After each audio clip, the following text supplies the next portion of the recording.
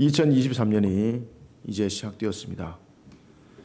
우리는 오늘 바쁜 일정들을 좀 소화하고 있습니다.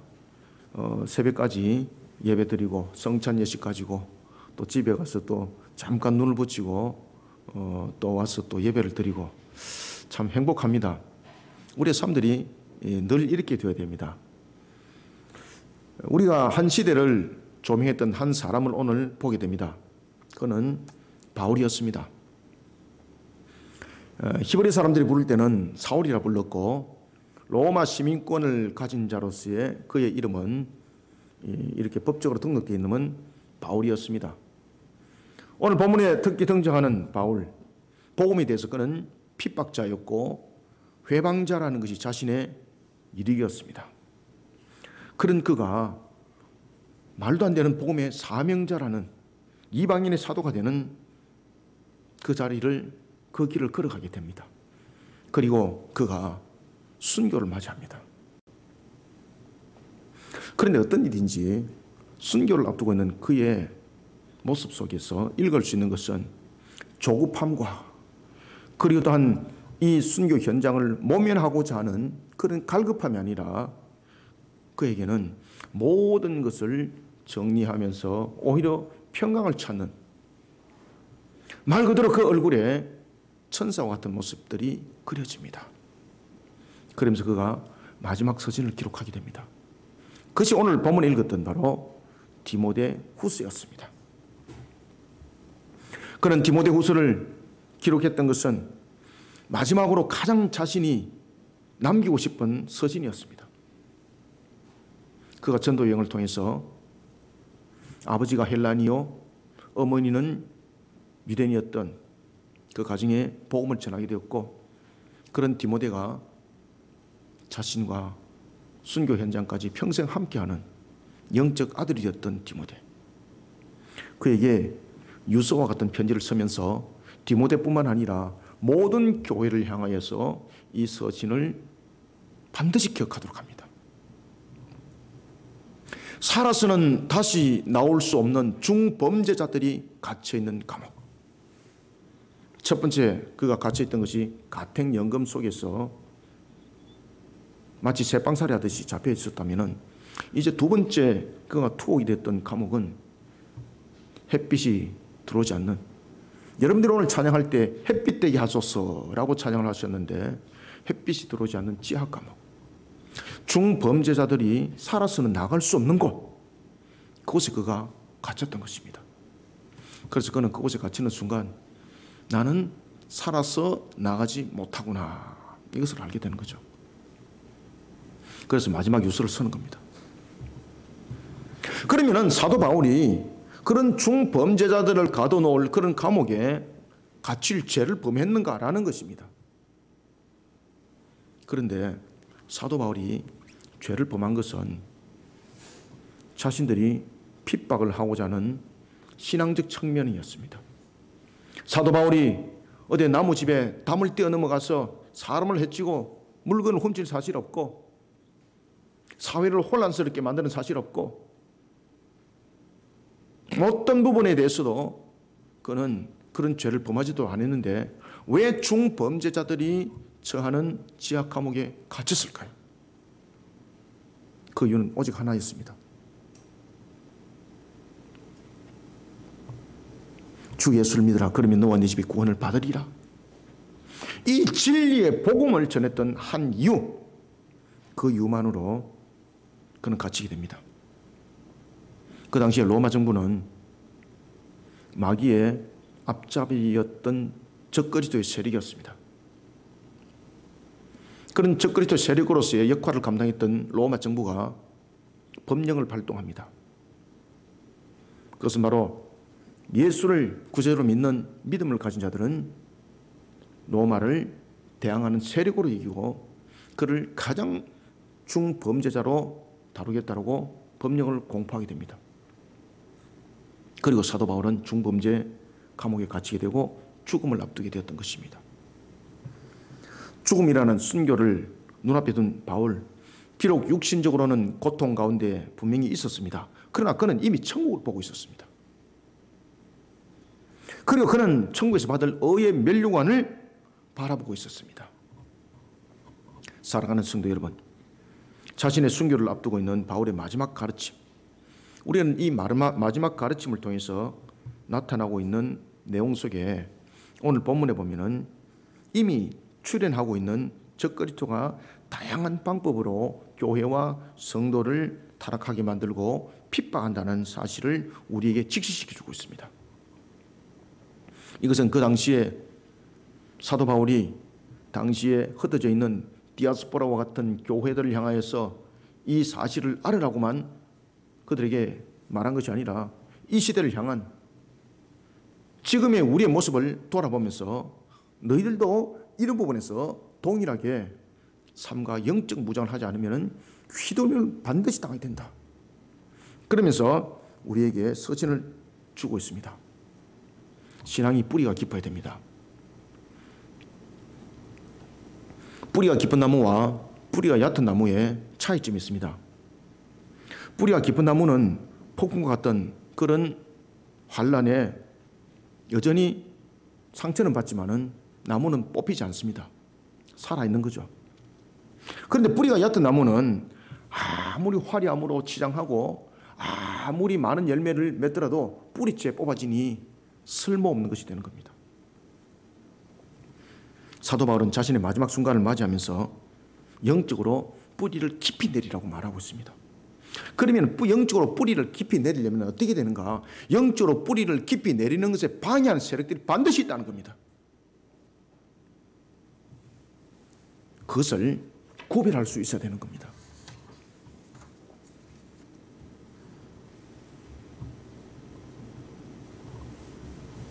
오늘 우리는 이 본문을 통해서 흔들리지 않는 종말에 우리는 어떤 뿌리를 신앙으로 만들어가야 되는지 세 가지 관점에서 바라보도록 하겠습니다.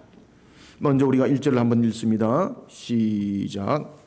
너는 이것을 알라, 말세에 고통하는 때가 이르러. 아멘. 자, 지금 사도 바울이 굉장히 중요한 단어를 썼죠. 말세와 고통.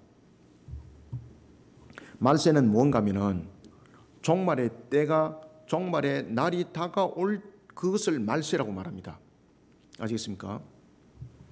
지금 우리가 살아가는 때가 종말의 때입니다. 그리고 종말의 날은 최종 심판의 날입니다. 이 말세는 종말의 날이 다가온 날을 말하고 있습니다. 지금 그래서 저와 여러분들은 말세를 살아가고 있습니다. 아시겠습니까? 오늘 이 본문들을 우리는 굉장히 삼가 잘 조명하셔야 됩니다. 지금 나라에서 일어나고 있는 여러 가지 상황들, 세계 전체 곳곳에 일어나고 있는 여러 가지 상황들, 이거 반드시 여러분 직시하셔야 됩니다. 이거 그냥 지나가시면 안 됩니다. 그래서 우리가 이 종말에 관한 여러 가지 부분들을 명확하게 좀 알고 나가야 되는 것이고, 그리고 종말에 관해서 굉장히 우리가 경각심을 영적으로 반듯하게 세우지 않으면 반드시 넘어지게 되어 있습니다. 그래서 우리는 오늘 주신 말씀들로 삼가 잘 무장해서 종말에 뿌리 깊은 신앙을 내려야 됩니다. 먼저 우리는 첫 번째 1절부터 5절을 통해서 타락이 극에 달하며 하나님을 대적하는 것을 두려워하지 않는 때가 도래할 때도 휘둘림 당하지 않도록 바른 말씀과 바른 교리로 종말의 뿌리를 만들어야 됩니다. 이 외에는 길이 없습니다. 그래서 바른 말씀과 바른 교리로 종말의 뿌리를 만들어가는 신앙의 자세를 반드시 가지셔야 됩니다. 바울은 자신의 마지막 서신을 기록하면서 사역자가 갖춰야 될 덕목과 그리고 말세에 나타날 타락과 그리고 이단의 경계를 크게 지금 강조를 하고 있습니다. 그게 디모데후서거든요. 디모데후서는 크게 세 가지로 구성됩니다. 앞에는 서두의 인사말이 있고요. 끝에는 마지막 인사말이 있습니다. 그 인사말과 인사말을 빼고 나면 중간에 무엇이 있는가 하면은 오늘 본문 속에서도 증거되고 있는 것처럼 바로 타락한 사실, 특히 말세에 나타날 타락, 그리고 또한 이단들에 관한 내용들, 이 부분들을 크게 다루고 대부분 다 이 내용들을 다루고 있습니다.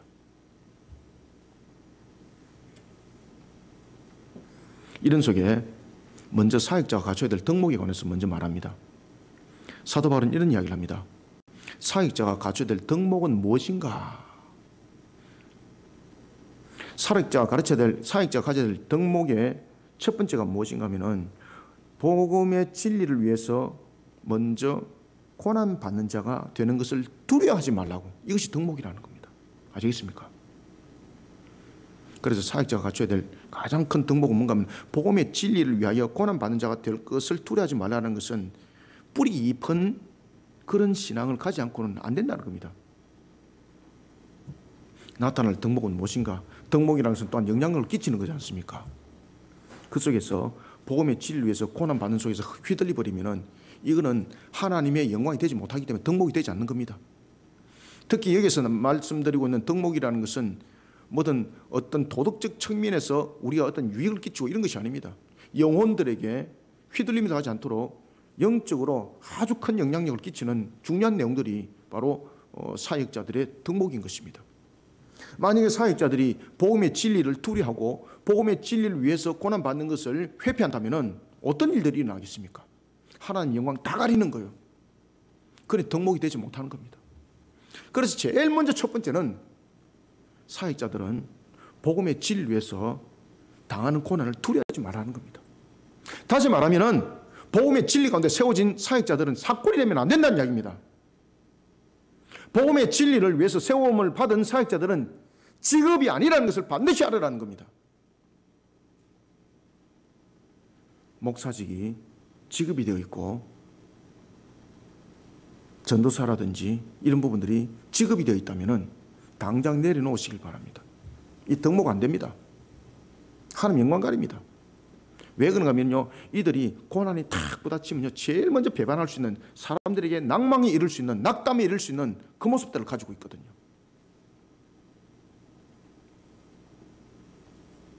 그렇다 그래서 제가 그러면은 사도 바울과 같은 그런 모습이 될 수 있는가? 저는 그런 모습이 될 수 있도록 늘 하나님께 엎드려서 기도합니다. 저도 여러분들 두려움이 없겠습니까? 저도 여러분들과 똑같이 두려움을 다 가지고 있습니다. 다만 하나 견딜 수 있도록 하나님께 늘 기도합니다. 이기게 하여 주시옵소서. 제가 여러분들 복음의 진리를 위해서 달려가다가 제가 고난을 받을 때 제가 제일 먼저 도망가 버렸다. 우리 그리심교회에서 제일 먼저 도망가 버렸다. 그러면 누가 여러분 낙담하겠습니까? 다 여러분 낙담할 수밖에 없는 거예요. 아시겠습니까? 그러니까 덕목이 안 되는 거예요. 성진이가 뭐라고 말하겠습니까? 와, 목사님 앞만 보고 달려왔는데 이게 전부 다 거짓말이었구나. 무너지는 거예요, 여러분. 아시겠습니까? 간단한 거예요, 간단한 거. 그래서 복음의 진리를 위해서 세움을 받은 사역자들은요, 사도 바울처럼 순교적 자세를 가져야 됩니다. 그렇기 때문에 세움을 받은 사역자들은 직업이 아닙니다. 그래서 사역자입니다. 사역자. 아시겠습니까? 사역자입니다. 주님께서는 사역자를 찾는데 사람들은 직업을 찾으려 합니다. 그러니까 이게 덕목이 안 되는 거예요. 그 다음에 두 번째는 사도 바울이 사역자를 양성하는 일에 충성을 다하라고 가르치고 있습니다. 아시겠습니까? 사역자를 양성해라. 그래서 우리 거리심교회가 2023년 군사학교를 세우는 거죠. 지금까지 우리가 개척하면서 11년 동안 달려왔고 이제 12년째 많은 우리가 축적되어 있던 그런 경험들을 바탕으로 우리가 일들을 지금 2023년 이제 감당해 나갈 것입니다. 사역자들을 양성한 일에 충성되게 쓰임받아라. 아시겠습니까? 이게 덕목인 거예요. 이 덕목. 왜? 이것이 하나님께 영광이 되기 때문에. 그것을 양성을 잘하여서, 사역자들 양성을 잘하여서 그들이 정말로 담대하게 썼을 때에 얼마나 사람들에게 덕목이 되겠습니까? 그러니까 이 일들을 반드시 해라. 일들을 반드시. 그게 사도 바울의 유수에 나타나는 거예요. 유수. 이게 사도 바울의 유수라는 것은 하나님께서 사도 바울을 통해서 말을 하고 있다는 이야기예요. 그 다음에 세 번째는요, 인내하는 신앙으로 모범이 되어라. 인내하는 신앙으로 모범이 되어라. 저는 이렇게 한번 생각을 해봅니다.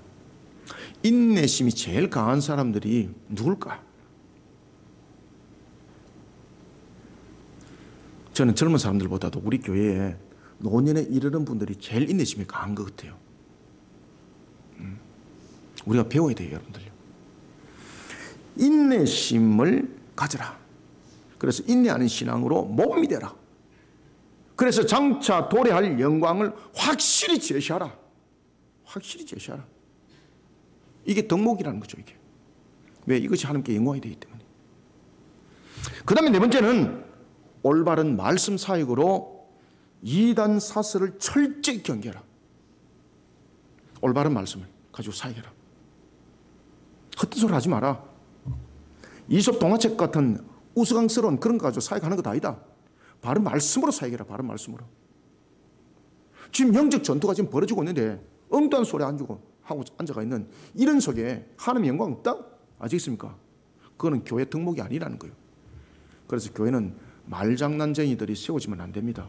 하나님의 덕목 안 됩니다. 교회 속에서는 강단 위에 하나님의 말씀이 강론되어져야 됩니다. 말 잘하는 말쟁이의 인기가 절대 덕목이 되지 못합니다. 올바른 말씀으로 사역하라. 올바른 말씀으로 사역하라. 그것이 덕목이다. 그 다음에 다섯 번째는 성결과 온유의 자세를 잃어버리지 마라. 아시겠습니까? 성결과 온유의 자세를 잃어버리지 마라. 이것이 덕목이다. 그리고 난 뒤에 덕목에 관해서 먼저 이야기를 하고 난 뒤에 이제 계속해서 말세에 나타날 타락상에 관해서 이야기를 합니다. 이 특히 타락상에 대해서 이야기를 할 때에 거짓 교사가 탁 들어옵니다. 굉장히 중요하다는 거죠. 특히 그는 이렇게 말합니다. 말세에 고통할 때가 이르게 될 것이다. 여러분들, 무엇 때문에 말세에 고통하는 때가 이르게 될까요? 그것은 바로 에베소서 2장 2절에 보면은 공중의 권세 잡은 자에 의해서 사람들이 사로잡힌 자와 같이 되기 때문입니다. 그래서 말세에 고통이 옵니다. 마귀의 권세와 영향력 아래 사람들이 도덕적으로 영적으로 타락의 길을 걸어가기 때문에 고통이 옵니다. 그런데 재미있는 것은 지금 사도 바울이 그것을 19가지로 설명하고 있습니다. 아시겠습니까? 이 19가지로 설명하고 있는 것이 바로 2절, 3절, 4절 내용들입니다. 19가지 속에서 지금 그 유형 속에서 가장 대표적인 것이 무엇입니까? 첫 번째, 2절 한번 읽어볼까요? 한번 읽어봅시다. 시작. 사람들이 자기를 사랑하며 돈을 사랑하며 자랑하며 교만하며 비방하며 부모를 거역하며 감사하지 아니하며 거룩하지 아니하며. 아멘. 자, 제일 먼저 타락상 속에서 나타나고 있는 것 가운데서 말세의 타락상 가운데서 제일 먼저 나타나는 것이 무엇이라는 겁니까? 자기 사랑입니다. 자기 사랑. 아시겠습니까? 자기 사랑. 그래서 여기 보면은 거짓 선자가, 거짓 교사가 이 속에 탁 들어오는 겁니다. 첫 번째 타락의 양상이 보면은 사람들이 자기를 사랑하는 것으로 타락의 모습이 대표적으로 비춰진다는 겁니다. 그런데 여러분들, 자기를 사랑하는 것이, 자기를 자랑하는 것이 왜 타락입니까? 그죠? 이해 잘 안 되잖아요. 근데 여러분, 자세히 들어보시면은 이것이 왜 타락인지 알게 됩니다. 자기 중심적 사고, 자기만을 돌아보는 모습. 지금 우리 사회가 대충 그렇게 가지 않습니까? 그죠? 자기 중심, 자기 사고, 자기 생각. 그래서 우리가 그것을 이제 핵가족이다, 또는 우리가 핵과 같은 그런 삶을 살아간다, 하나의 분열적 조직 속에서, 독립적 조직 체계 속에서 살아가는 부분들을, 그것을 또 다른 하나의 문화 형들로서 우리는 사회 속에서 그것을 받아들이고 있어요. 자기 중심적 사고, 자기만을 돌아보는 모습. 마귀는요, 사람들 하여금 자기밖에 모르는 홀로 된 사고를 만들어가도록 만듭니다. 갈라디아서 6장 2절의 말씀에 보면은 이것은요, 자기를 속이는 역할을 오히려 한다는 거죠. 아시겠습니까? 자기 중심적 사고, 자기 중심적 생각, 자기 중심적 모습, 이것이 결국은 갈라디아서 6장 2절의 말씀에 따르면요, 결국은 자기가 스스로 속는 역할을 한다는 거죠. 이게 마귀의 역할들. 마귀의 역사 속에서 나타나는 강력한 첫 번째 타락의 모습이라는 거예요. 이게 타락이라고 여러분들 이해가 됩니까? 아시겠습니까? 그러니까 우리의 이해 속에서는 그게 타락이 아닌 거예요. 마귀는 그것을 교묘하게 이용하는 거죠. 그것을 사람들이 그냥 생각으로 만드는 것이 아니라 바로 그런 것들을 만들어가기 위해서 거짓 교사들을 세워요. 유명한 강사들을 세우고 유명한 사람들을 세워서 그런 문화들을 막 만들어가요. 삼가 조심하셔야 됩니다. 그래서 우리는 항상 공동체, 아시겠습니까? 교회라는 공동체를 굉장히 중요하게 여기셔야 됩니다. 이런 홀로라는 사고 속에 마귀는요, 복음의 문을 딱 닫게 만들어요. 아주 효과적이거든요. 그럼 자기 세계 속에서만 살아가는 거죠. 고립된 속에 자기 중심적 사고. 그러면서 하나님을 밀어내버리는 거예요. 그러면은 그 자리에 누가 들어가는가라는 것입니다. 그 자리는 마귀의 자리가 되는 겁니다. 자기 중심, 자기 고립적 사고. 이 속에서 하나님을 밀어내게 만들고 마귀가 고립화된 그에게 유일한 친구로 접근하게 되는 겁니다. 이것이 거짓 교사들의 방법들을 통해서 접근함이 되는 겁니다. 그래서 컴퓨터를 통해서 일어나고 있는 상황들, 이런 부분들이 그런 속에 가장 이 마귀가 유익한 도구로 딱 사용을 하는 거죠.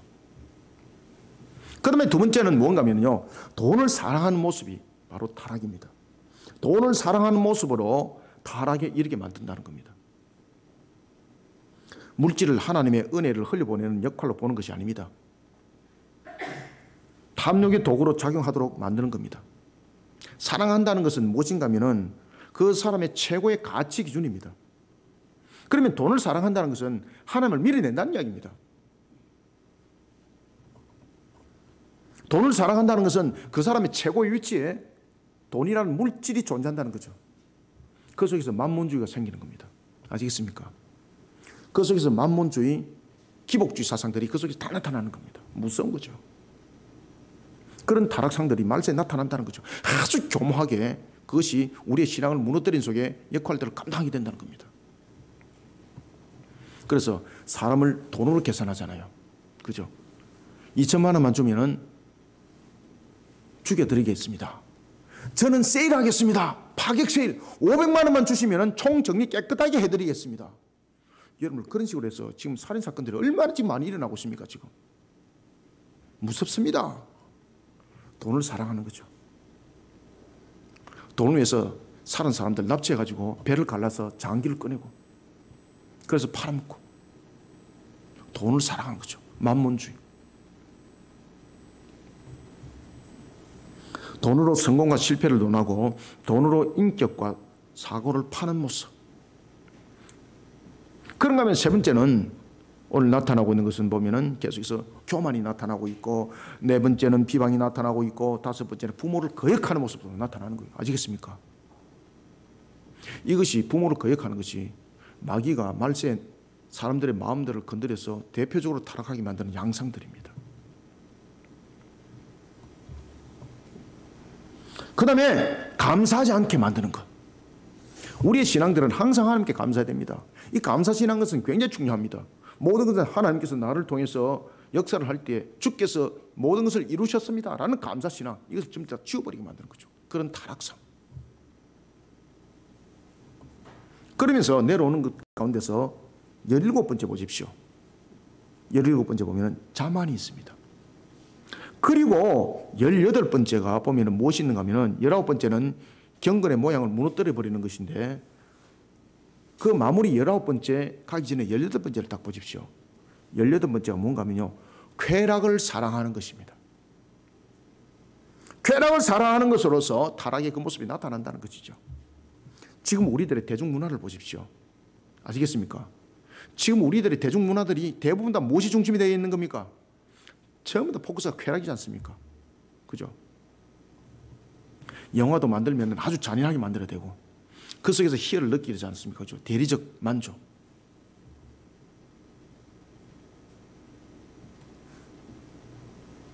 쾌락을 도모하는 것에 혈안되어 있습니다.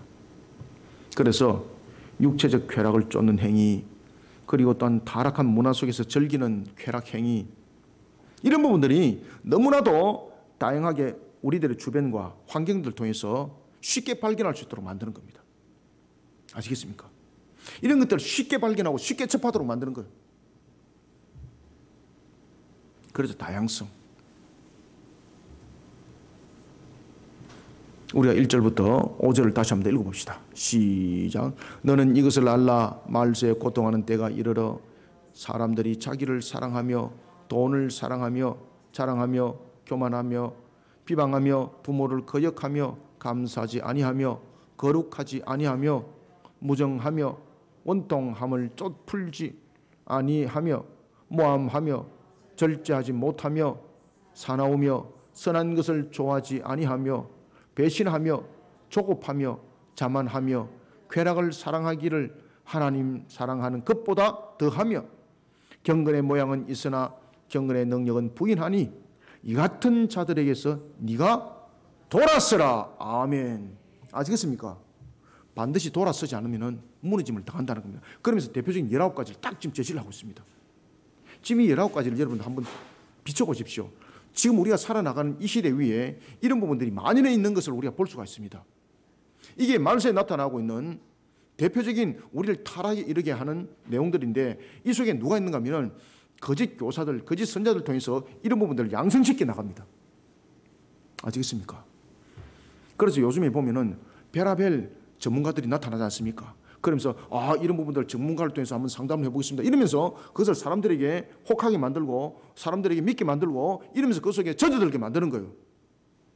이런 문화를 우리는 굉장히 심각하게 바라볼 수 있어야 됩니다. 그래서 매스미디어에서 하는 모든 부분들을 그냥 우리는 절제하지 않고 그것을 그냥 보는 것으로 받아들이는 것으로 우리 모습들은 전부 다 나타나고 있습니다.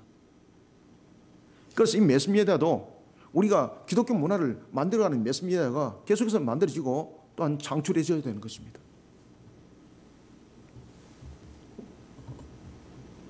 사랑하는 성도 여러분, 우리는 점점 타락이 깊어가는 시대를 살아가고 있습니다. 그래서 말세라고 말하는 겁니다.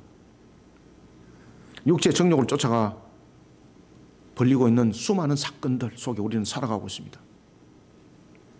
돈을 사랑하며 상상을 초월하는 그런 사건을 벌리는 속에 우리는 뉴스를 접하고 있습니다. 보험금을 타기 위해서 남편을 살해하고, 보험금을 타기 위해서 아내를 살해하고, 보험금을 타기 위해서 부모를 살해하고, 말도 안 되는 일들이 벌어지고 있습니다. 왜 살해를 했냐고 인터뷰를 하니까 빚 갚으려고 그랬습니다. 그러면 돈을 어디서 썼느냐 물어보니까 대부분 다 유흥에 썼습니다. 아시겠습니까? 참 기가 막힌 거죠. 그죠? 이게 말세에 나타나는 타락상입니다. 아시겠습니까? 그러면은 우리는 이런 타락의 앞에 그냥 무방비 상태가 되어야 되는가라는 것입니다. 그래서 사도 바울이 가르쳐주고 있습니다. 하나님께서 사도 바울을 통해서 우리에게 증거해주고 있습니다. 말세에 고통할 때가 나타날 때 이런 대표적인 현상, 지금 우리 눈앞에 펼치고 있는 이 상황들, 분명히 마귀의 유혹에 대해서 지금 도덕적으로 영적으로 지금 무너진 상태에 거기에 이르렀습니다. 그러면은 우리가 돌아보게 합니다. 여러분들, 건물이 비바람 친다고 건물이 무너집니까? 전부 다 무너지지 아니하는 건물이 있습니까?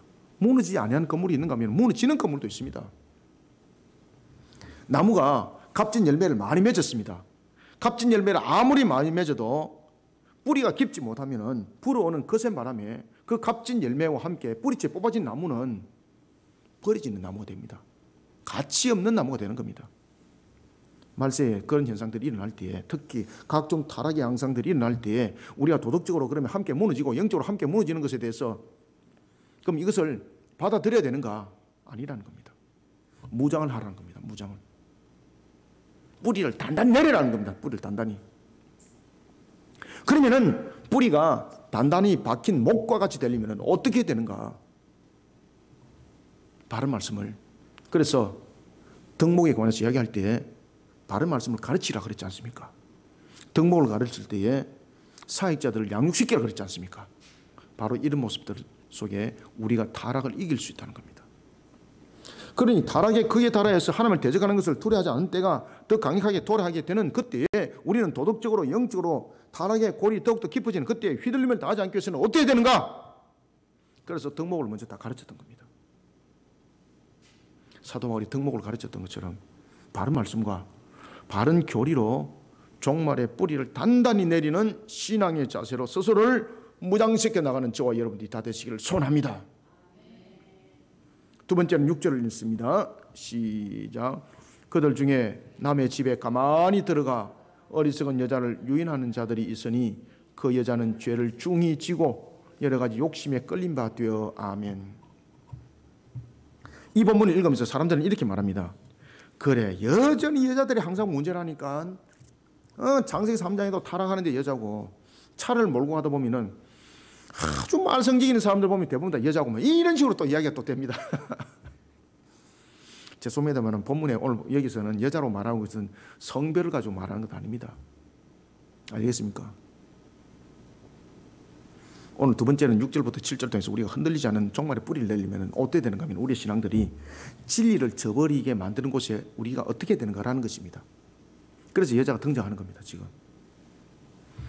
우리는 두 번째로 6절부터 7절 통해서 진리를 저버리게 만드는 거짓 교사들의 교모한 이끌림에 넘어가지 않도록 우리는 어떻게 되는가? 그리스도 안입니다. 엔클소스. 아시겠습니까? 그리스도 안에 있는 진리입니다. 그리스도 밖에는 진리가 없습니다. 오직 그리스도 안에 있는 진리입니다.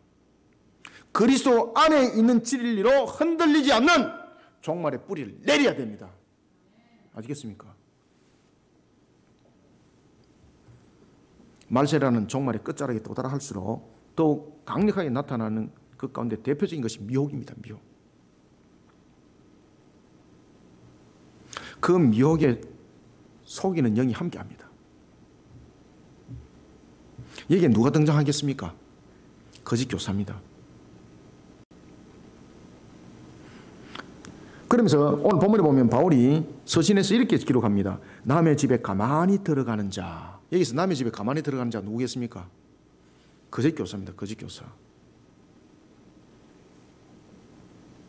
이 말씀은 거짓 교사들이 은밀하게 접근한다는 겁니다. 그리고 이 거짓 교사가 마치 가가호호 방문하듯이 집요하게 접근한다는 겁니다.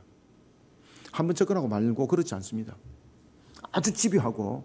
그래서 이단들이 보면은 누군가를 포섭을 할 때에 그 사람에 대해서 사진 딱 조사를 다 하잖아요. 가족 관계, 그 다음에 삶의 관계, 이런 데이터를 다 분석하거든요. 그러면서 하나님께서 기도했는데 집사님 누구 하나님께서 말이 이렇게 말씀하시더라. 그걸 어떻게 아냐고. 이미 사전에 조사 다 되는 거죠. 이 신천지 전략 속에서도 하나죠, 그죠? 이미 사전 조사를 다 하면서 집요하게 공격하는 거죠. 집요하게. 그래서 남의 집에 가만히 들어가라는 것은 이같이 거짓 교사가 은밀하게 접근할 때에 가가호를 방문하듯이 집요할 때에 집요하게 공격할 때에 한 번 공격으로 끝나지 않는다는 겁니다. 거짓 교사는 아주 여러분들요 지능이 높게 접근합니다. 멍청하게 접근하지 않습니다.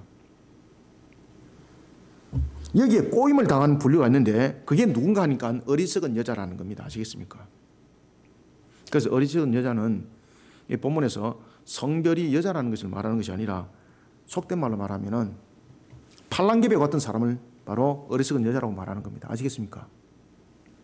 이렇게 말하면 이렇게 팔랑팔랑하고 저렇게 말하면 저렇게 팔랑팔랑하고 팔랑개비. 그것을 오늘 본문 속에서 어리석은 여자라고 말하는 겁니다. 그런 모습을 가진 사람들 집중적으로 공격한다는 겁니다.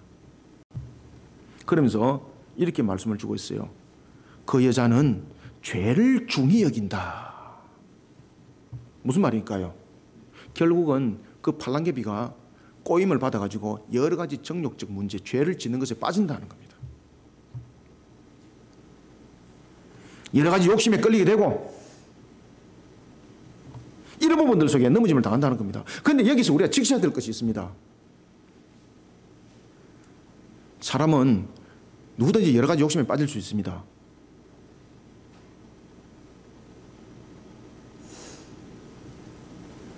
왜 그런가 하면 이 속에 사람의 죄성이 있다는 것을 반드시 기억하셔야 됩니다.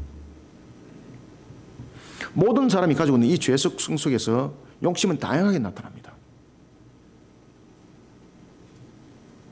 마귀의 수적으로 역할을 감당하고 있는 거짓 교사의 교모함, 이 교모함이 정욕과 여러 가지 욕심으로 연결되어 있는 인간의 죄성을 깨우는 거예요. 마치 겨울잠을 자듯이 자고 있는 인간의 욕심, 인간의 죄성을 깨우는 거예요. 그리고 그 인격을 통해서 죄를 짓도록 만드는데 이것이 죄인 줄 모르고 짓도록 만드는 거예요. 마비 상태가 되게 하셨어. 영적 마비 상태가 되게 했어. 거짓 교사가 인간의 죄 속성을 깨우는 것과 같은 역할을 하게 되는 겁니다. 거짓 교사는 그 사람을 하여금 아주 상식적으로 이해가 되는 것을 통해서 욕심을 만들어 가도록 유도합니다. 예를 들면은 죄에 대한 컴플렉스가 있다. 어떤 문제에 대해서 컴플렉스를 가지고 있지 않습니까? 그럼 그것을 돌파하도록 도와주는 거예요. 그러면서 죄인 줄 모르고 죄를 짓도록 만드는 거예요. 내가 가지고 있는 어떤 컴플렉스가 있다. 그러면 그게 컴플렉스가 죄 속에서 나타나는 컴플렉스가 있고 내가 어떤 잘못된 사고 속에서 나타나는 컴플렉스도 있거든요. 근데 마귀는요, 그 딱 건드릴 때에 죄의 컴플렉스 속에서 가치가 있는 것을 풀어주는 거예요. 그러면서 이것이 죄인 줄 모르고 저지르도록 만드는 거예요. 그런 교모함 속에 자기 합리화가 세워지는 겁니다. 자기 합리화 속에서 이해를 시켜주는 거예요. 괜찮아. 그건 당연히 가능해. 예를 들면은 우리가 안식일 범하는 그런 일들이 있을 때도 괜찮아. 그 환경이 그런데 뭐 이해를 해야지. 이런 식으로 이게 컴플렉스를 하나의 위로적 측면에서 자기 합리화를 통해서 만들어주는 거예요. 이게 마귀의 고유한 방법입니다. 이게.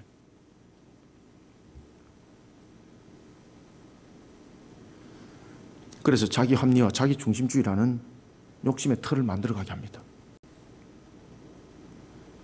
죄의 속성에서 나오는 정욕이라는 문제를 아름다움으로 비화시킵니다. 아시겠습니까?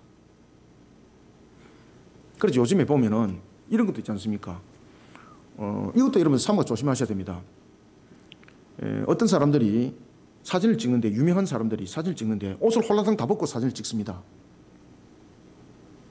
그러면서 왜 그러냐 이렇게 물어보니까 동물들을 사랑하기 때문에 모피를 입으면 안 된다. 그런데 여러분들, 모피를 안 입으면 옷을 홀라당 벗으면 해결됩니까? 그럼 그 옷을 홀라당 벗은 것은 그 다른 사람이 보면서 무엇을 느끼겠습니까?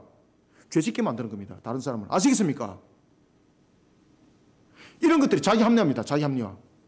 지금 이해되고 있습니까? 이게 콤플렉스 속에서 나타나는 겁니다. 이게. 자기 합리화죠. 그러면서 홀라당 벗어가지고 다른 사람 유혹하는 것은 생각 안 하고, 그 속에서 범죄들이 일어나는 것은 생각 안 하고 있고, 그러면서 이것을 오히려 아름다움을 표현해 나갑니다. 예를 들어서 루드에 대한 부분들도 마찬가지입니다. 그것을 예술이라는 거죠. 예술 표현이라는 거죠. 홀라당 다 벗고. 그 예술 표현입니까 그거? 인간이 가지고 있는 죄성이라는 것을 반드시 기억하셔야 됩니다. 그 인간의 죄성을 건드려서 깨우는 거예요. 그거는. 루드가 어째서 여러분 예술입니까? 인간의 몸의 아름다움을 표현해낸다. 그게 전부 다 합리화입니다. 합리화. 하나님께서 우리에게 왜 옷을 입혀줬어요? 여러분들요. 그럼 제사장도 빨가벗고 예배드리지. 안 그래요? 하나님께서는 제사장은 인도할 때에 그 하체까지 다 가리도록 했어요. 여러분 아시겠습니까? 왜 그렇습니까? 바라보는 사람들이 죄성 속에서 성적인 것을 보기 때문입니다. 제사장들이 옷을 입습니다. 뭐 멋지라고 옷 입습니까? 아니죠. 그게 인간의 죄성과 좀 더 관계되기 때문입니다. 그런데 홀라당 벗고 아름다움이다. 표현이다. 그게 마귀 속에서 엮어진 예술을 위장한 바로 죄 짓는 길로서 우리를 깨우는 겁니다. 우리는 이런 말세지 말에 타락한 속에 우리가 살아가고 있습니다. 아시겠습니까?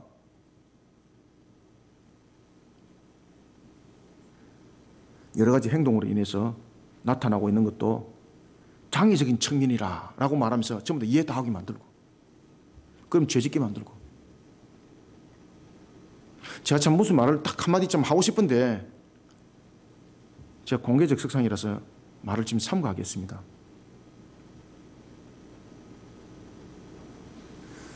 어떤 여러분들 장애적인 요소가 있더라도 정당하게 주장할 것을 정당하게 주장해야 됩니다. 그 장애적 측면을 그냥 이해시키고 그냥 범죄를 하고 있음에도 불구하고 그것을 받아들이는 입장 속에서 타락하게 만드는 겁니다. 그러니까 자기 집단화, 자기 이유주의가 만들어지는 겁니다. 아시겠습니까? 사회는 함께입니다. 함께. 사회는 함께입니다. 함께 우리가 부족함이 있으니까 십자가 안에서 다시 돌아보고 주님의 사랑으로 우리가 다시 품고 이런 부분들이 돼야 되는데 그것이 아니고 수단과 방법을 가리지 않는 거죠. 파업을 하는데 자기들과 함께 하지 않는다 그래가지고 타이어가 펑크 터져서 생명의 위협을 느낄 수 있는 그런 일들을 막 범하는 거예요. 부끄럼 없이. 그 살인죄거든요. 살인죄.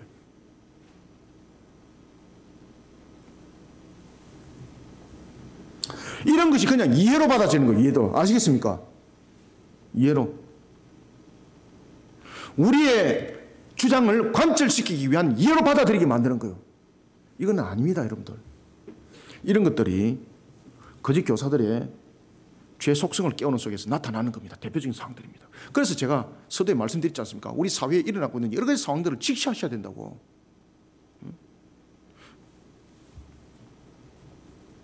그런가 하면 다른 사람들로부터 주목을 받기 위해서 나타나는 욕심, 박식하다는 평가를 받고자 하는 욕심.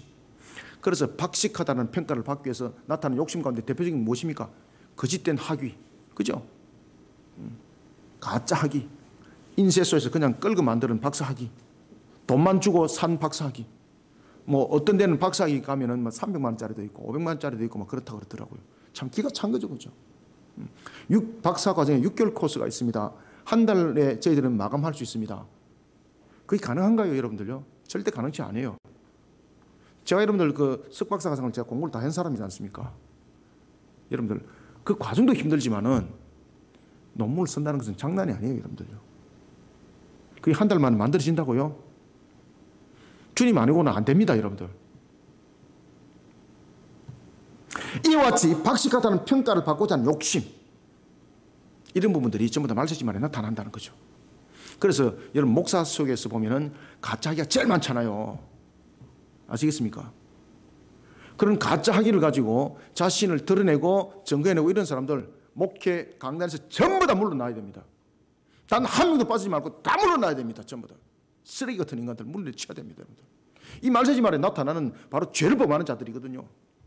이런 자들이 거짓 교사입니다. 나중에. 쓰레기를 그냥 쓸듯이 그냥 쓸어내버려야 됩니다.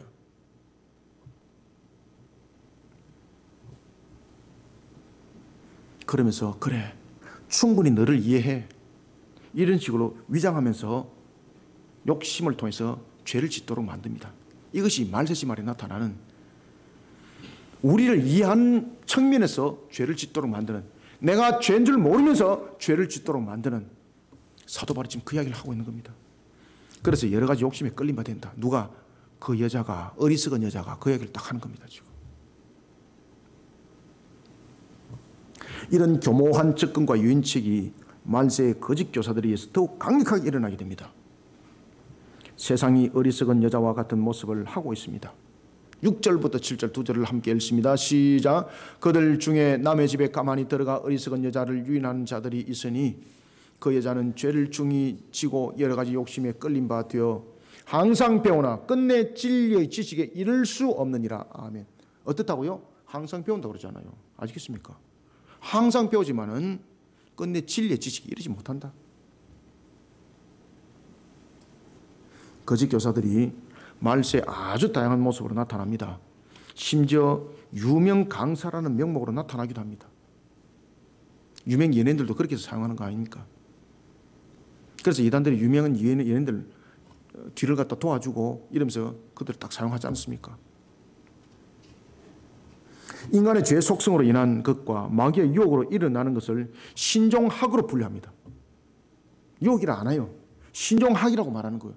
인간 미학, 발가벗고 이런 것을 인간 미학, 아시겠습니까? 그게 죄지.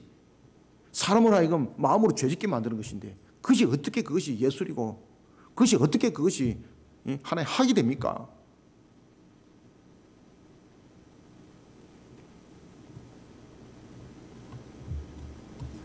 그러면 바바리맨도 예술이네. 행위예술이잖아요. 행위예술. 왜 잡아가는데 왜? 아름다운 예술이잖아요. 바바리맨. 서비스하는 거잖아요. 현장 가가지고 서비스로 돈도 안 받고 무료 예술을 갖다 행예술 펼치는데 왜 잡아가느냐고. 왜? 말도 안 되는 짓들을 하고 있는 거죠. 그죠?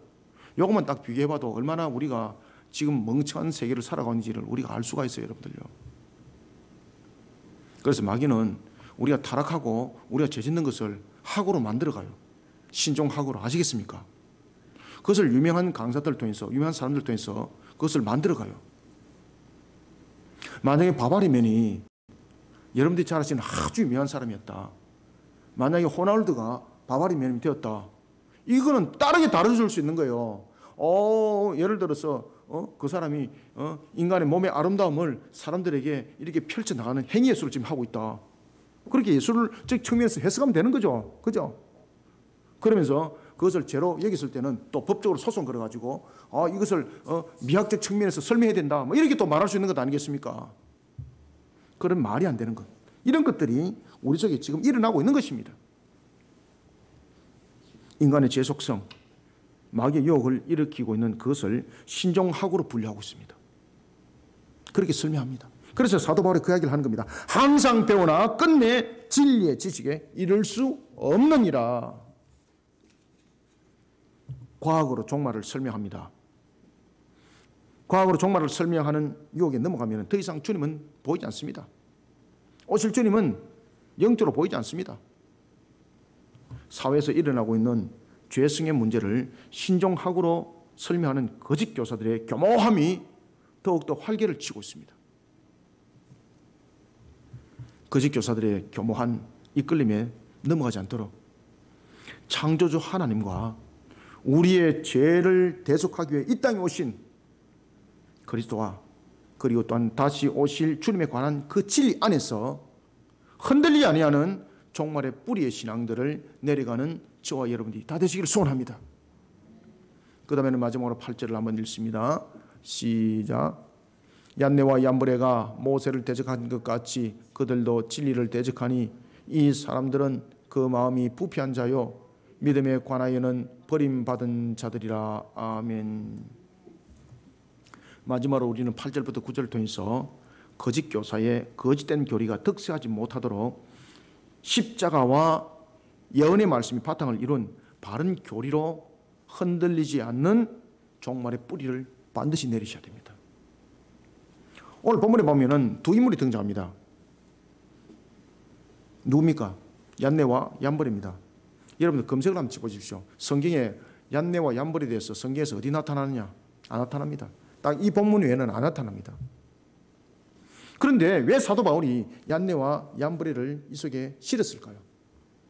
그 당시에 사람들은, 유대인들은 얀네와 얀벌가 어떤 인물이라는 것을 알고 있다는 이야기입니다. 그러면 그 기록은 어디 있는가? 기록이 있습니다. 외경에 있고요. 그리고 이방인의 문헌에 있고 유대인들의 일반적 문헌에 있습니다. 그 속에 이 사람들 등장합니다. 얀네와 얀벌가. 특히 외경에 보면은 이들은 이스라엘 백성들이 출애굽하죠. 이스라엘 자손들이 출애굽하여서 시내산에서 언약을 맺을 때에 모세가 시내산에 오르고 40일 동안 소식이 없습니다. 뭐 핸드폰도 없고 그 소식이 없으니까 그 시내산 밑에 머무르던 이스라엘 자손들이 얼마나 조급했겠습니까? 엎드려서 기도하며 때를 기다리면 되는데 이들이 조급함이 기다리지 못하는 거죠. 이때에 그 무리들을 충동하는 사람이 있었는데 우상을 숭배하도록 아론을 위협합니다. 우리를 위해서 신을 만들라. 이스라엘 자손들이 막 일어나죠. 그때에 충동했던 대표적인 사람이, 다시 말하면 군중들을 통해서 하나님 앞에 죄를 짓도록 만드는 사람이 바로 얀네와 얀벌이었다는 겁니다. 외경에 하면. 그런가 하면 또한 얀네와 얀벌이가 세 가지로 나타나는데, 어떤 사람인가 하면 출애굽할 때에 모세가 바로 왕 앞에 이적을 행했죠, 그죠? 그때에 모세를 대적해서 바로 왕의 측면에 서서 이적을 일으켰던, 속임을 줬던 그런 술객들이 있었죠, 그죠? 모세가 지팡이를 던진가 뱀이 됐지 않습니까? 그런데 애굽의 술객들도 지팡이를 던져서 뱀으로 변화시켰죠. 근데 그들은 속임수였죠.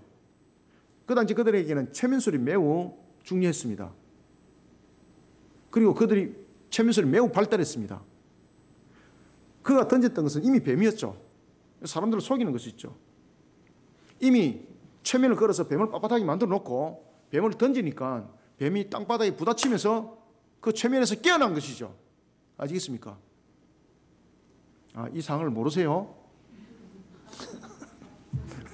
신기한 것처럼 보고 계시는데, 제가 여러분들 그 성경을 강론한 것에 출애굽기 보면은 있습니다. 공부 열심히 하시기 바랍니다. 지금 저를 쳐다보고 신기한 것처럼 보시는 분들은 출애굽기 공부 안 했다는 이야기입니다. 공부 열심히 하시기 바랍니다. 그래서 그 사기꾼, 아시겠습니까? 그 바로 편에 섰던 그 술객, 그 사기꾼 둘이를 얀네와 얀벌이라고 말했던 것입니다. 그 다음에 세 번째 분류는 유대 사회 속에서 보면은 이 사기꾼이 있었습니다. 사기꾼. 참 재밌죠, 그죠? 이런 문헌들이 초대교회, 초기교회 시대 때 막 만들어졌었습니다. 이 얀네와 얀벌이가 이 사기꾼이거든요. 이 사기꾼들이 나중에 유대교를 개종합니다. 그러면서 이들이 유대교를 개종하면서 얼마나 여러분들 그 사기가, 본질적 사기꾼들이 유대교에 들어온다고 그것이 희석되겠습니까? 똑같은 사기를 안에서 종교적 사기를 치게 되는 거죠. 그 분류가 바로 얀네와 얀벌이었습니다. 그래서 얀네와 얀벌이는 이 세 가지로 소개되는데, 그 유대 속에서는 이런 부분들이 다 이해가 되고 있는 거죠. 다시 말하면 얀네와 얀벌이는 결국은 공통점은 무엇인가 하면요, 공동체를 흔들어버리고 공동체를 회방하는 자들로서 등장하는 것이 바로 얀네와 얀벌이었습니다. 이런 얀네와 얀벌이는 하나님의 교회를 파괴하는 위선자의 모습을 가지고 있었던 것이죠. 거짓 교사를 사도 바울은 그러한 얀네와 얀벌이의 한 분류로 표현하고 있습니다. 얀네와 얀벌이 같은 거짓 교사들의 거짓 교리가 더 이상 득세하지 못할 것이라고 바울은 증거하고 있습니다. 7절, 8절, 2절 다시 한번 읽읍시다. 8절, 9절이죠. 네, 8절, 9절 두 절을 읽읍시다. 시작. 얀네와 얀벌이가 모세를 대적한 것 같이 그들도 진리를 대적하니 이 사람들은 그 마음이 부패한 자요 믿음에 관하여서는 버림받은 자들이라. 그러나 그들이 더 나아가지 못할 것은 저 두 사람이 된 것과 같이 그들이 어리석음이 드러날 것임이라. 아멘. 누가 드러나게 하겠습니까? 하나님이 드러나게 하는데, 결국 드러나는 것은 결국은 잘못된 것을 아는 부분들이 밝혀지면서 드러나는 겁니다. 그러면 다시 말하면 우리가 거짓된 교리가 득세하지 못하도록 어떻게 되는가? 바로 십자가와 예언의 말씀을 바탕을 둔 바른 교리가 세워져야 됩니다. 그래야만이 이것이 거짓된 것을 확인되어지고 밝혀지는 겁니다. 얀네와 얀벌이 같은 자들이 교회 속에 침투를 했습니다. 그런데 이것을 확인을 하지 못합니다. 왜 그렇습니까? 무엇이 똥이고 된장인지 모르기 때문입니다. 제가 새해부터 좀 이렇게 좀 세게 말해서 죄송합니다. 어쩌다 보니까 참 이렇게 제가 증가할 수밖에 없습니다. 주님 용서해 주시고 오늘도 은혜의 담비를 부어주시기 바랍니다. 네.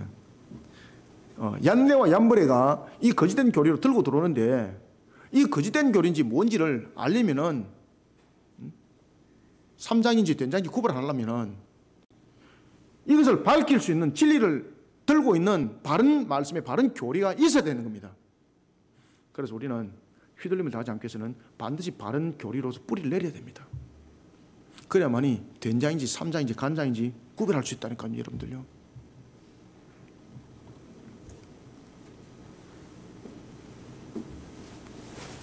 종말의 날이 다가오는 말세가 될수록 거짓 교사들은 더욱더 교묘해집니다. 지식을 앞선 거짓된 교리로 사람들을 각종 방법으로 미혹합니다. 특히 요즘 사용되고 있는 유튜브 채널, 이것이 그들의 지금 주 무대가 되고 있습니다. 거짓 교사들의 거짓된 교리가 득세하지 못하도록 십자가와 예언의 말씀이 바탕을 이룬 바른 교리로 흔들리지 아니하는 우리는 종말의 뿌리를 만들어 가야 됩니다. 아시겠습니까? 그 종말의 뿌리를 우리가 만들어 가야 됩니다. 그래서 우리가 지금 군사학교를 세우는 겁니다. 인류의 말씀과 교리로 무장한 군사를 길러내는 사에게 충성된 일꾼이 되어야 합니다. 군사를 길러내는 교회가 되어야 합니다. 많은 무리들을 끌어모으는 화려함의 파티 장소를 만들어가는 외형적 행위로는 말세를 이겨낼 수 없습니다. 말씀과 교리로 무장한 군사학교를 세워야 됩니다. 2023년 우리의 바티스트 사역, 우리 이 사명을 우리는 감당하는 그리심교회, 저와 여러분들이 다 되시길 소원합니다. 말씀을 맺겠습니다. 거짓 교사들을 앞세운 마귀의 전략은 매우 탁월합니다. 과학을 이용하고 유명 강사를 이용하고 또한 유명인을 활용합니다. 교묘하게 접근합니다. 사람들로 하여금 친근하게 접근합니다. 얼마나 친절한지 모릅니다. 그냥 그들이 접근하면 그냥 홀가닥 넘어가도록 친밀감을 주고 친절하고 또한 유명인을 통해서 또한 대중화를 이루어가고 그렇게 접근합니다. 그렇게 접근하면서 성경을 오역하게 만듭니다. 아시겠습니까? 그 유명인을 통해서, 유명 강사를 통해서 성경을 오역하게 만듭니다. 그럼 홀가닥 하는 거죠. 제가 이야기하면 안 믿는데 다른 사람이, 유명한 사람이 이야기하면 믿어요. 그죠? 왜 그렇습니까? 그 유명한 사람이 그렇게 말했는데 라고 이렇게 말해지게 되는 겁니다. 그러면서 성경을 오역하게 만들고 결국은 성경을 부인하게 만들고 그러면서 죄악된 속성 속에 욕심을 이끌어내게 만듭니다. 그런데 그것이 죄인 줄 모르고 그것을 범하게 만드는 겁니다. 종말의 날이 다가올수록 말세에는 이런 부분들이 더욱더 가열차게 일어날 것이라고 하나님께서는 우리에게 말씀을 주고 있습니다. 하나님께서 마지막 유언장을 쓰도록 했던 바울을 통해서 이 사실을 우리에게 지금 알도록 하는 겁니다. 타락에 그게 달하지만 이것이 타락으로 설명되지 않고 어떤 요인으로 인한 장애, 그런 등으로 교묘하게 설명되고 있는 신종학이 등장하고 있습니다. 벌거벗어서 사람을 유혹하고 사람으로 하여금 음란한 생각을 만들게 하는데 그것을 예술이라는 것으로 표현을 해놓고 있습니다. 자기만 예술이지. 제가 여러분들에게 깨놓고 말씀드릴게요. 여기서 누군가가 벌거벗어 갖고 내가 행위 예술합니다. 그러면 그것을 예술로 봅니까? 아니면 음란으로 봅니까? 음란으로 다 보는 거예요, 여러분들. 겉으로는 예술입니다. 아름답습니다. 저 피부가 탄력이 있습니다. 이러면서 전부 다 음란한 생각 다 하고 앉아가 있는 거예요, 여러분들. 아시겠습니까? 그것이 우리의 인간의 죄 속성이에요. 드러내지 않으면서 죄 짓는 것. 마귀는 이런 교모한 것들을 통해서 우리에게 타락하면서 죄 짓게 만드는 거예요. 신종학의 등장으로 많은 사람들을 위로해주고 그러면서 죄에 따른 문제는 지적하기보다는 오히려 그것을 미학으로 설명해 나가고 진리를 거부하게 만드는 그런 속에 우리를 넘어뜨리고 있습니다. 사랑하는 성도 여러분, 바른 말씀과 바른 교리로 무장해야 됩니다. 우리는 그런 군사를 길러내는 학교를 세워야 합니다. 인류에서 교회들이 깨어 일어나야 됩니다. 깨어 일어나지 않으니까 우리가 일어나는 겁니다. 하나님께서 동자도 붙여주시고 성길자도 붙여줄 줄 믿습니다. 이를 위해서 우리는 기도해 주셔야 됩니다. 그래서 흔들리지 않는 종말의 뿌리를 세워나가야 됩니다. 이 사역에 서임받는 우리 교회가 되기를, 우리 모두가 되기를 주님의 이름으로 축원합니다. 하나님 감사합니다. 주님께서 베푸시는 은혜 가운데 우리를 세워주시고 주 앞에 영광된 걸음을 걷게 하시니 감사합니다. 특별히 우리가 새해를 맞이하여서 작년에 이어 계속해서 1월달 종말에 관한 부분들로 말씀을 전개해 나가고 있습니다. 우리로 하여금 영적으로 깨어 일어나게 해주시고 오늘도 우리로 하여금 흔들리지 아니하는 종말에 뿌리를 내리는 신앙관으로 하나님 영광되게 하여 주옵소서. 우리가 바티스 사역을 통해서 말씀의 군사를 길러내고자 합니다. 바른 말씀과 바른 교리로 우리가 길러내고자 하는 군사학교 단단하게 세워주시옵소서. 모든 여건들 우리가 이미 넉넉하기 때문이 아니라 부족함도 알고 우리의 형편으로 보면은 도저히 행하면은 안 되는 모습이지만은 죽도록 주님의 사명을 바울처럼 감당케 하여 엎드려 은혜를 구하며 달려가고 있사오니 성령님 하늘의 문을 열어주시고 주님의 뜻을 이 땅 위에 펼쳐나가 주의 영광이 되게 도와주시옵소서. 그런 가운데 또한 우리 성도들 영육을 강건하게 하여 주시고 우리 교회를 돕고 섬기는 손길들 모두 복되게 하여 주옵소서. 주님의 나라가 속히 도래되기를 원합니다. 새하늘과 새 땅이 속히 도래되기를 소원하며 예수님의 이름으로 기도드립나이다. 아멘.